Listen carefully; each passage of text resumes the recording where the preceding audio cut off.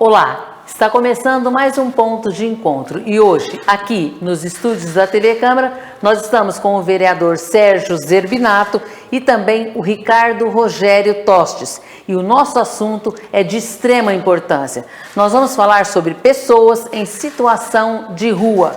E ninguém melhor do que o próprio vereador, que é o presidente da Comissão Especial de Estudos para analisar as políticas públicas destinadas às pessoas em situação de rua. É isso, né, vereador? Muito obrigado por estar aqui com a gente hoje, viu? Jane, boa tarde. Eu que agradeço pelo convite, pela oportunidade de estar aqui debatendo junto com o Ricardo aqui também, que conheço de longa data.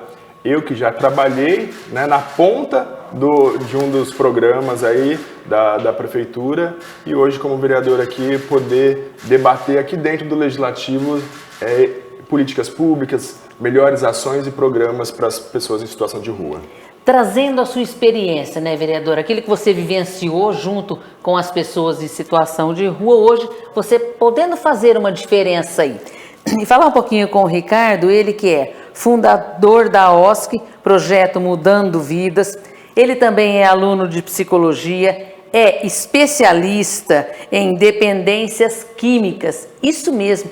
Vivenciar esse dia a dia, Rogério, Ricardo, queria que você falasse pra gente, vamos no popular mesmo, como é que funciona? Por que te deu aí essa iniciativa de ter aí esse projeto, que eu sei que é um projeto bacana para quem está envolvido, para quem está precisando? Queria que você falasse um pouquinho, Ricardo. Tá bom, Jane. Obrigado pela oportunidade, vereador. Bom, tudo começou mais ou menos em 2014, né? Eu vivenciei e tive esse problema na pele de álcool e droga, né? Fiz uso de substâncias abusivas durante 25 anos. Em 2014, eu vi que eu estava no limite, eu me internei numa comunidade terapêutica.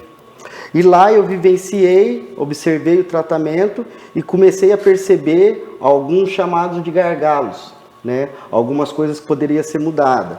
Como na época, por exemplo, pessoa em situação de rua ficava na comunidade terapêutica, fazia o tratamento, depois não tinha para onde encaminhar essa pessoa. Não tinha um segmento, Não Ricardo? tinha, não tinha. A chamada República hoje está ficando famosa, na época não.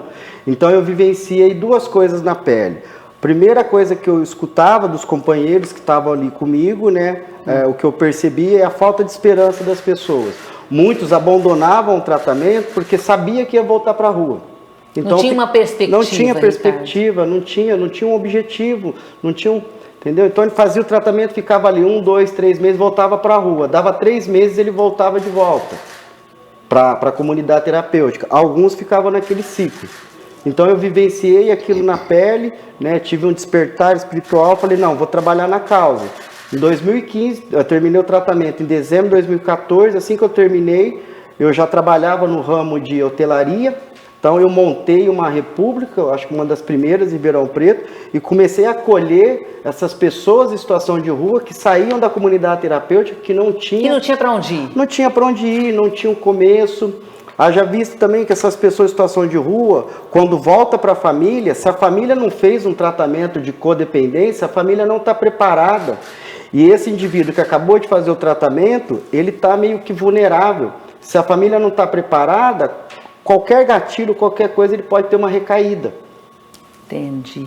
Vereador Zerbinato, é importante, o senhor que já trabalhou há muitos anos, hoje o senhor está como autoridade, é o nosso vereador, trazendo essas experiências que você teve ao longo de toda a sua trajetória e tentando modificar. Eu queria que o senhor falasse um pouquinho, nós vamos pontuar aqui, sua assessoria colocou, políticas municipais, como é que é feito aí a política municipal, qual que é o seu trabalho envolvido nisso, para que a comunidade conheça também esse seu lado, também humano, mas de uma pessoa que esteve à frente, como o próprio Ricardo está falando, ele vivenciou, então ele pôde entender que aquelas pessoas que terminavam o tratamento voltavam para a rua, não tinham despertar, não tinha um objetivo, não tinha um sonho, não tinha para onde voltar. Então, você, melhor do que ninguém, para falar um pouquinho com a gente. Exato. Bem, a gente tem uma política municipal, né, para as pessoas em situação de rua, para essa população das pessoas em situação de rua, mas é como o Ricardo acabou de dizer aqui, a gente tem vários gargalos. A prefeitura tem sim programas voltados a pessoas em situação de rua. Muita gente que às vezes não é aprofundado nas questões do setor público, fala, olha essa grande quantidade de pessoas em situação de rua nas margens ali do córrego do Retiro Saudoso, na rodoviária e tal, e pensa que a prefeitura não tem nenhum trabalho relacionado a ajudar essas pessoas, a garantir direito para essas pessoas. Mas existe, como o Ricardo disse aqui, ainda assim, existem muitos trabalhos que estão aquém do que poderiam ser feitos, da forma que poderiam ser feitos. Então, hoje, como vereador, eu propus essa comissão especial de estudos para que a gente conseguisse analisar quais são os gargalos e o que a gente pode propor de melhoria. Né? Por exemplo, aqui a gente vai falar aqui, mas já vou adiantar, Ribeirão não tem um censo da população em situação de rua. Então a gente não sabe. O mapeamento não existe, um censo não existe. A gente não sabe se tem 700 pessoas na rua, se tem 7.000 pessoas na rua, se tem 200, a gente não sabe quanto tem. Então, não tem a possibilidade assim, de fazer uma política pública realmente efetiva se a gente não sabe quantas pessoas a gente precisa atingir com essa política. A gente não sabe, não consegue medir quanto de recurso a prefeitura, através da Secretaria de Assistência Social, Secretaria de Saúde, enfim, precisa destinar de recursos para esses programas para atingir essa população. Essa CE que foi criada, o senhor já teve várias reuniões. Ao longo desse período que o senhor está à frente, o que o senhor tira de informação para que o munícipe conheça? E daqui a pouquinho a gente fala novamente com o Ricardo, que ele teve esse despertar, que ele teve esse momento diferente na vida dele. E o que é que ele faz de diferença para aquele que está hoje saindo da República, ou da comunidade, ou do centro onde ele estava sendo acolhido? Então eu queria que o vereador falasse, depois a gente já bate o papo com o Ricardo. Na Comissão Especial de Estudos, até agora, a gente já ouviu a gestão, né? Então, secretários ou representantes dos secretários que tem a ver com a população em situação de rua. O envolvimento ali todo, né? Então, secretário de Assistência Social, secretário de Saúde, né? Secretário de Cultura, de Habitação. E o que a gente vê é que as pastas que têm algum tipo de programa é apenas a assistência social e a área da Não há uma inclusão aí, vereador? Não há, inclusive, por exemplo, a pasta de habitação não dialoga com a pasta da saúde, não dialoga com as pessoas em situação de rua. Teria que ter essa comunicação, né? Completamente, porque as pessoas estão na rua porque não estão numa habitação, né? Então, por exemplo, deveria-se ter investimento também da Secretaria de Habitação nas discussões da população em situação de rua. A forma que isso se daria, claro que a assistência social que precisa dar o caminho, mas que a pasta da habitação em Ribeirão Preto precisa estar presente neste diálogo, precisa, porque influencia muito. Né? Então a gente a proposta dessa Comissão Especial de Estudos é justamente para a gente identificar esses gargalos e entender o que a gente pode fazer daqui para frente para melhorar essas ações e esses programas que existem hoje na cidade. Vereador, há por parte de vocês aí da Comissão Especial de Estudos para pessoas em situação de rua, uma forma de um mapeamento? Existe aí esse trabalho a ser desenvolvido para, Jane, vou mapear em tal bairro, vou mapear a cidade de Ribeirão Preto, como é que eu posso estar aí hoje à frente dessa CE? Jane, existe, né, assim, algumas formas.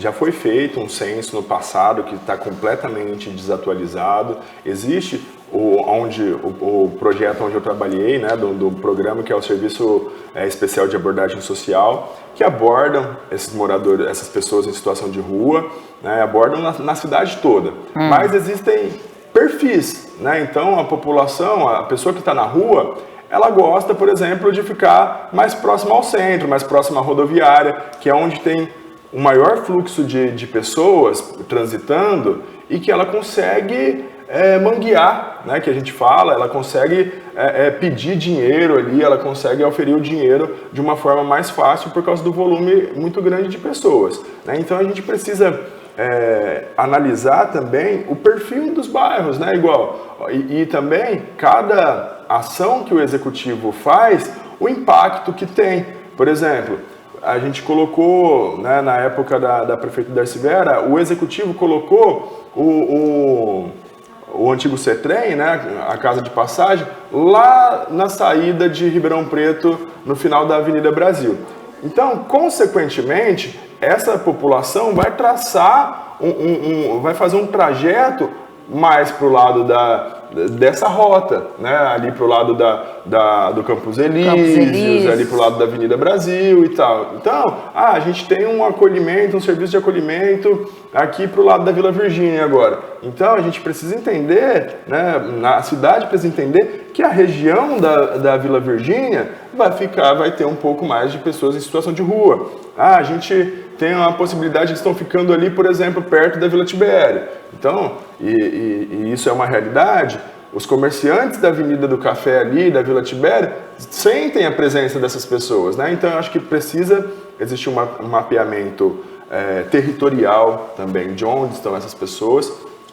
E aí, de repente, fazer esse mapeamento, fazer esse censo, através da experiência que o SES tem, ou até mesmo, de repente, contratando uma empresa que seja especializada, né, alguma instituição que seja especializada em fazer um censo nesse segmento.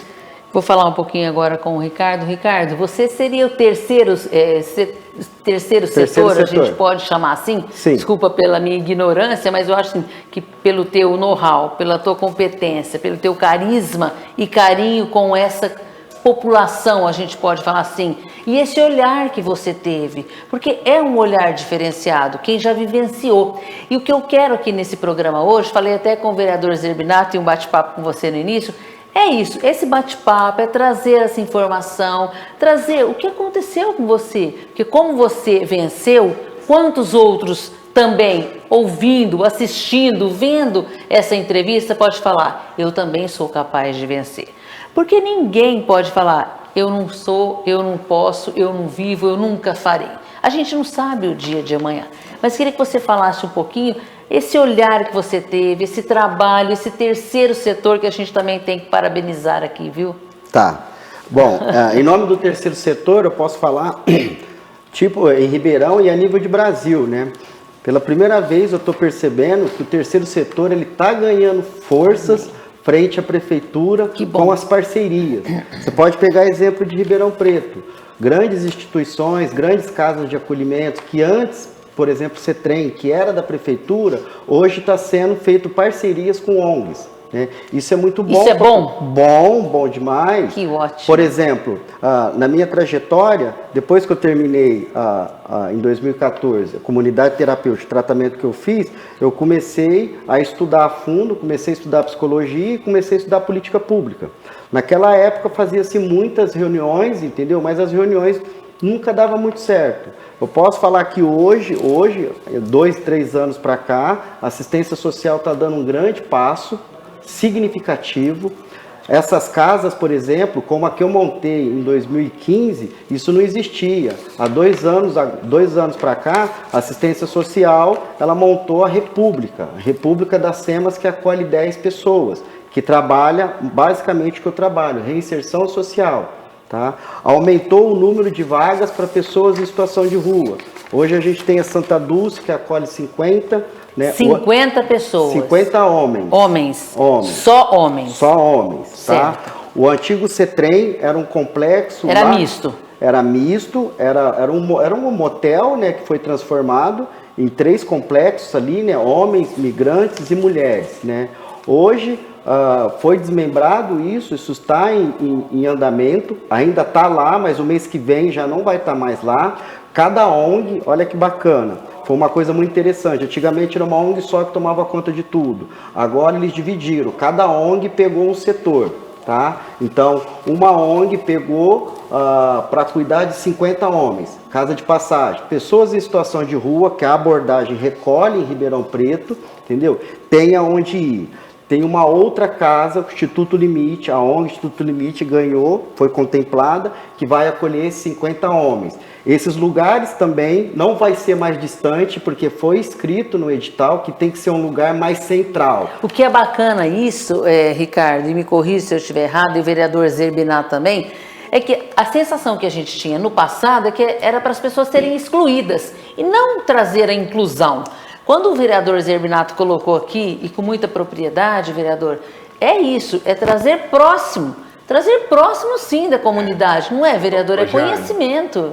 A gente tentar jogar o problema para baixo do tapete não faz com que o problema ele suma, ele desapareça. Eu acho que a gente precisa identificar o problema para poder resolvê-lo. Né? Então, a gente tem que, claro, ter um olhar muito humano para essas pessoas também, sabe? Afinal de contas, são seres humanos que perderam seus vínculos com a família em algum momento. E ninguém está ali porque quer, né, vereador? Pelo amor de Deus, ninguém quer estar numa situação dessa, né? A grande maioria teve uma quebra de vínculo familiar, alguma decepção, antes mesmo de ir para a rua, de entrar para as drogas, né? O Ricardo também tem esse contato. Então, a gente precisa ter esse olhar mais humano, né, dessas pessoas. E é bacana o que a prefeitura está fazendo, e eu também defendo as parcerias, porque as instituições, muitas vezes, elas têm profissionais com um olhar mais atento do que os profissionais da prefeitura. E a flexibilidade... É a vivência também, às vezes, não é? A experiência. E a flexibilidade que essas instituições têm em acolher essas pessoas e dar um suporte para essas pessoas, muitas vezes é mais fácil do que o poder público, que tem a sua forma de trabalho muito rígida, muito engessada, entendeu? Então é bacana que o terceiro setor ele é realmente um braço que o executivo pode ser parceiro, né? E a prefeitura hoje, o executivo aqui em Ribeirão tem feito isso, tem trazido, tem capacitado e qualificado também. Acho que isso é algo que tem que ser feito muito mais, né? Ele tem qualificado, capacitado essas instituições para poder estabelecer uma parceria com qualidade. Nós temos entidades aqui do terceiro setor em vinculação com a prefeitura. O vereador pontuou aqui que é o Café do Amanhã. É isso, vereador?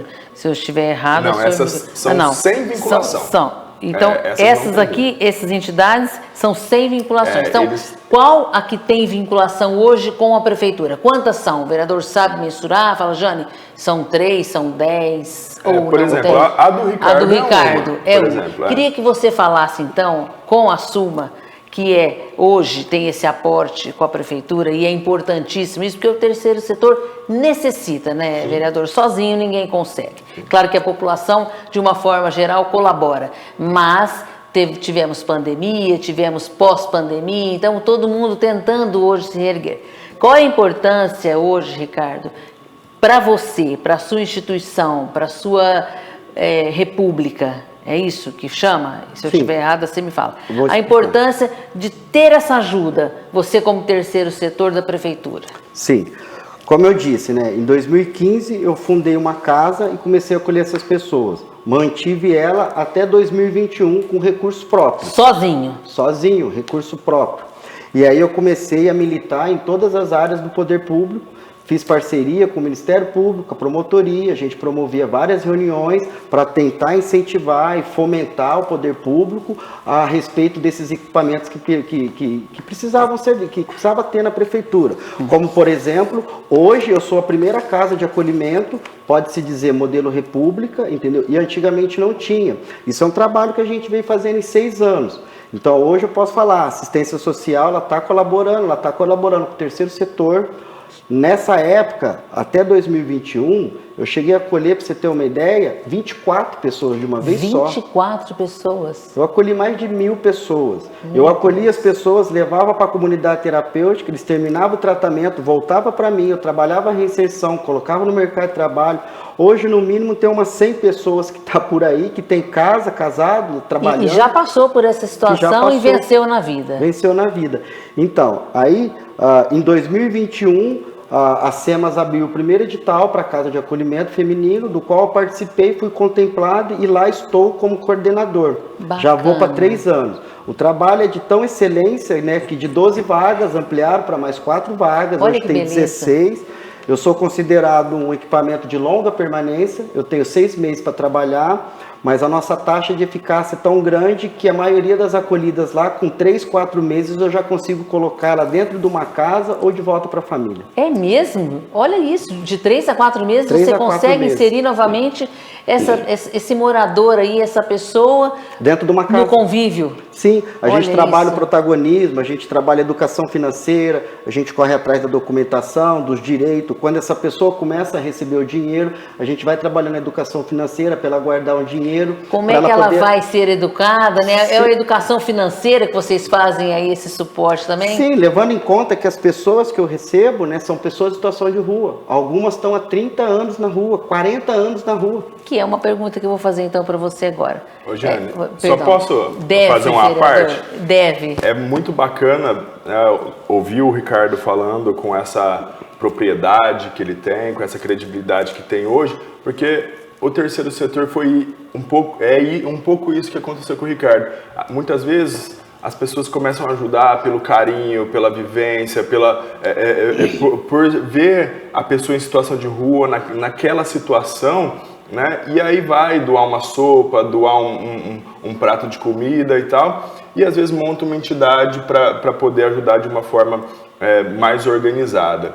E hoje, e o Ricardo começou assim, com esse carinho, com esse olhar da ajuda, e hoje é uma entidade com muita credibilidade, com muita bagagem, com muito conhecimento, hoje, para conseguir chegar a ter uma qualidade na entidade que consiga fazer uma parceria dentro da legislação que o poder público permite. Sim, né? com Então, certeza. a receber dinheiro público para poder tocar o projeto que ele começou porque se sensibilizou com a pessoa em situação de rua. Né? Então, eu acho que é o que eu falei agora há pouco, o poder público ele tem que estabelecer políticas públicas justamente para trazer essas entidades, essas pessoas que tem muita gente querendo ajudar, tem muita gente que sensibiliza com as pessoas em situação de muita rua. empatia, mas né? O poder público tem que puxar o bonde, né? Ele tem que ser a locomotiva ali que puxa o bonde para poder orientar essas pessoas que querem ajudar, qual é a melhor forma delas ajudarem, garantindo os direitos para essas pessoas. Quais são né? esses direitos que eles têm, né, vereador? Exato. Importante isso. E de uma forma regrada. Então isso precisa, por isso precisa existir uma política pública bem definida pelo município. Ô, Ricardo, você na sua acolhida, homens, mulheres, jovens, adultos, idosos, como é que é aí esse seu acolhimento? Quem que você acolhe e como é que funciona? Vamos falar assim no dia a dia, como é que é o seu trabalho? Tá, vou falar hoje, tá? Hoje. Hoje que eu sou parceiro da assistência social, né? É muito engraçado, é muito gratificante, porque eu falo que a Casa Apoio é um organismo vivo, né? A cada momento, a cada semana, a cada mês, ela tá com um perfil, né? Às vezes tem pessoas idosas, às vezes tem pessoas com filho. Eu já cheguei a ter na casa lá 6 crianças e 2 bebês. 6 crianças? 6 crianças e 2 bebês. Meu Deus, porque é mais complicado quando fala criança, não é, vereador? A gente vai se adaptando. Não é mais delicado? É um dos gargalos que a gente identificou na cidade. É a dificuldade em você trabalhar com a criança que ela está na família, em situação de rua, que a criança está ali no nesse semáforo, ambiente, né? Então, porque o serviço de abordagem social não pode abordar essa criança, aí o conselho tutelar tem que trazer junto com o conselho tutelar, então tem outras regras aí que é um dos gargalos do município hoje, é a criança em situação de rua, é a criança que está no semáforo pedindo esmola, né, tá mangueando ali no semáforo, né, Ricardo? É um dos gargalos do município que precisa ser atacado, que precisa ser pensado, dialogado, discutido e criado legislação e políticas públicas para esse segmento.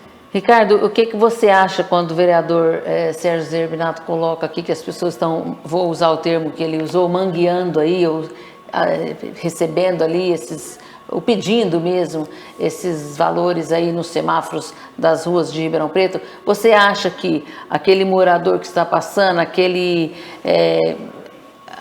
motorista, o que seja de carro, de qualquer veículo, moto, enfim, ele deve ajudar, ele deve colaborar, e na sua opinião isso é benéfico, isso não ajuda? Queria que você falasse com muita clareza, claro. Porque ninguém melhor do que você, que já passou por essa situação, é vir aqui ensinar pra gente, é ensinar para o telespectador, é mostrar para o telespectador que ele também é capaz, que ele também pode. Se ele está numa situação que você já passou e olha hoje onde você está. Que bacana, parabéns a você, porque também é uma força de vontade, né, vereador? Queria que você falasse pra gente, é bom, é ruim, devo dar, não devo dar? Claro, isso eu falo com muita propriedade. Isso é uma das coisas que a gente estava trabalhando no Ministério Público. Com todo respeito, não tem que dar não. Mas por outro lado, você precisa dar alguma coisa para aquela pessoa em situação de rua. Você não vai falar para ele, Deus te abençoe, e não vai dar nada. Por isso que agora, nas reuniões que a gente está fazendo dos equipamentos de pessoas em situação de rua, está sendo criado uma apostila, uma cartilha, contendo ali todos os equipamentos, endereço, telefone, para que serve, coisa e tal. Que bacana. Isso é uma coisa que a gente trabalhou no Ministério Público há 5 anos. Ou seja, se isso já está fazendo, não sei a que nível que vai fazer. Mas o interessante seria passar isso para a população, quando uma pessoa te oferecer, pedir comida, alguma coisa, você explicar para ela onde é que tem um lugar para ela tomar um banho, onde é que uma tem um acolhida para ela, sim, né? Sair sim. daí da rua. É tipo assim, é você não cultivar o assistencialismo, mas ao mesmo tempo você deu uma resposta para aquela pessoa. Você não fez de conta que ela não existia, né, Não, Ricardo? igual antigamente, todo mundo que eu via, eu fiquei 6 anos trabalhando com isso, a pessoa me pedia dinheiro, eu dava meu cartão, falava, toma aqui, você quer ajuda, eu venho te pegar. Eu acolhia a pessoa direto da rua e levava para casa. Ou seja, tem que ter uma troca. A pessoa, o cidadão de Ribeirão Preto, ele tem que ter alguma coisa para barganhar ali com a pessoa em situação de rua. Explicar para ela, orientar ela, mas a população de Ribeirão Preto não conhece os equipamentos que a prefeitura tem. A população de Ribeirão Preto fala, tá cheio de morador de rua. Eu posso afirmar aqui agora para todo mundo, a maioria das casas tem vaga. Agora, o porquê que a pessoa não sai da rua, isso é uma outra variável, uma outra temática. Existe esse estudo, vereador? Existe aquele que não quer sair da rua? Porque ninguém quer ficar na rua, vereador. Na verdade, Jane, existe muitos não é bem que querem por aí. ficar É na mesmo? rua. A rua, aparentemente, para a pessoa que está, ela traz uma sensação de liberdade.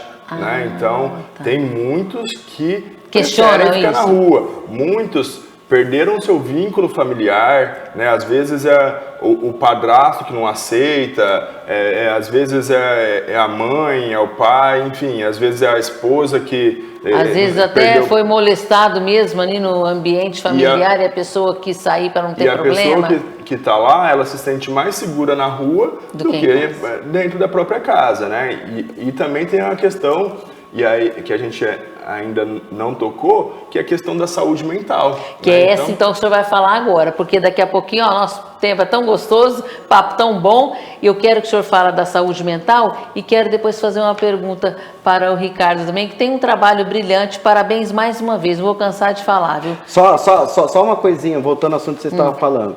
Você sabia que Ribeirão Preto, em algumas cidades do Brasil, é conhecida como a capital da pessoa em situação de rua? Não, e não você sabe sabia por quê? disso. Não sabia, não fazia dimensão dessa informação. Ribeirão Preto, ela é acolhedora para a pessoa em situação de rua. A pessoa em situação de rua não passa fome na rua porque tem diversas ONGs que distribuem alimentação para ela. O crack aqui em Ribeirão Preto é moeda de troca. A pessoa em situação de rua, ela vai lá com um carrinho, entendeu? Em vez dela vender lá que deu R$30, o próprio traficante dá uma pedra para ele.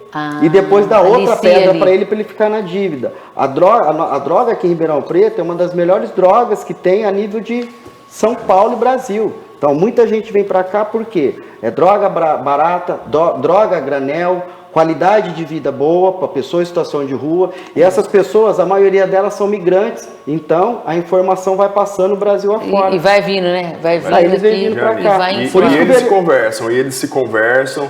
Eles sabem quais são as cidades que acolhem bem, as cidades que são boas para eles ficarem, e as cidades que não têm nenhum serviço. Igual aqui em Ribeirão a gente tem um serviço que é o recâmbio, né? Que manda a pessoa para outra cidade, não é de volta para a cidade dela, mas é 150 quilômetros, 200 quilômetros de distância daqui da nossa cidade, e aí tem a possibilidade dela ir para uma outra cidade que também a acolhe bem. Então essas pessoas são os três cheiros. E entre eles já sabem tudo. Eles se conversam, e inclusive Ribeirão Preto tem mais pessoas em situação de rua de fora da cidade do que de dentro da cidade. Né, Ricardo? E te falo mais, você acredita? Pelo menos na minha época isso acontecia com muita frequência e a gente com o Ministério Público estava tentando articular uma forma de barrar. Cidades vizinhas vêm para Ribeirão Preto com vão, com ônibus lotado de pessoas em situação de rua e despeja aqui. Isso daí é gritante. Queria que o senhor falasse um pouquinho, nós temos mais ou menos um minutinho para encerrarmos o programa, mas esses pessoas em situação de rua, que é saúde mental, que é de extrema importância. A gente não tem como falar da pessoa em situação de rua se não falar da saúde mental. Claro, tem toda a razão. Não tem uma pessoa que esteja na rua se ela não tem alguma questão mental. Com certeza absoluta. Para ser trabalhada. Né? Então, e aqui em Ribeirão Preto é um dos gargalos que a gente já identificou na nossa comissão especial de estudos, é essa situação. Ribeirão Preto está muito aquém de serviços de saúde mental, principalmente para a população de rua, né? Para a cidade como um todo, mas principalmente para a população em situação de rua. Então, muitas vezes a gente superlota as casas de longa permanência, as casas que tem acolhem, né? Que era para ter essa rotatividade muito alta de acolher as pessoas e depois destiná-las a um pós-tratamento, de volta, uma ressocialização, porque a gente tem pessoas com saúde mental prejudicada que deveria estar numa outra instituição, num outro serviço, né, que o Estado deveria tutelar essa pessoa, mas ela está lá presa dentro de uma casa de longa permanência porque não tem para onde ir. Por exemplo, né? Isso acontece também com os idosos, as pessoas em situação de rua idosa. O Ricardo tem lá tem uma mulher lá que tem problema de saúde mental, né? Tem questão de saúde mental e que está morando lá. Já estão há quanto tempo lá, Ricardo? Por um ano e pouco. E você vai jogar na rua? Você não pode. De jeito. E ela ocupa 2 vagas de uma pessoa que era para podia ser a rotatividade, né? E ser ressocializada, ela ocupa 2 vagas, porque ela está lá, fica lá, a prefeitura não tem. Mas isso em política pública, isso é o sonho de consumo. Catar a pasta da assistência social, a pasta da saúde e parar com esse ping-pong. Falar, vamos resolver o problema. O que é da saúde é da saúde. O que é da assistência social. Para você ter uma ideia, todos esses equipamentos que eu mencionei aqui, que cuida de pessoas em situação de rua, nós não temos enfermeiro, porque a tipificação impede. A gente trabalha com assistência social, esse público de saúde mental não é nosso público. E deveria ter, né, essa parceria aí, né, vereador? Essa intersetorialidade, claro, né? Claro. E isso acontece... Até para facilitar aí para o terceiro setor e para a própria administração também. Eu acho que é uma troca aí, né? Um ajudar o outro, né? Não, é cada equipamento cuidar do perfil da pessoa em situação de rua. Cada um no seu lugar, né? Se for idosa, fomentar novas ILPI. Se for saúde mental, fomentar novas casas de inclusão para essas pessoas, porque algumas pessoas que têm problema com saúde mental, ela estando medicada, ela é uma pessoa praticamente normal. Tá certo que ela não vai tomar conta dela mesma, entendeu? Mas ela sendo tutelada, ela vai ter uma vida boa. E outra coisa, ela não vai também estar inserindo na sociedade todo aquele trabalho, toda aquela repercussão que dá quando tem as brigas, quando tem as discussões e tal. E você vai ver, de repente, a pessoa está sofrendo a saúde mental, né, vereador? Sim, e na rua ela não é tratada. O que você acha que acontece com a cabeça? Vai só piorando. É isso aí. Ô, Jane, você sabe que eu estou na Comissão Especial de Estudos da pessoa idosa também, sabe? Uhum. E um dos gargalos que a gente identificou que é comum nas 2 CE é a pessoa idosa em situação de rua. Imagina, se hoje o idoso no nosso Brasil, a gente já tem essa cultura da exclusão do idoso, de não dar atenção. Imagina um Você idoso calcula ele em situação uma situação de rua, né? Essa situação tão vulnerável.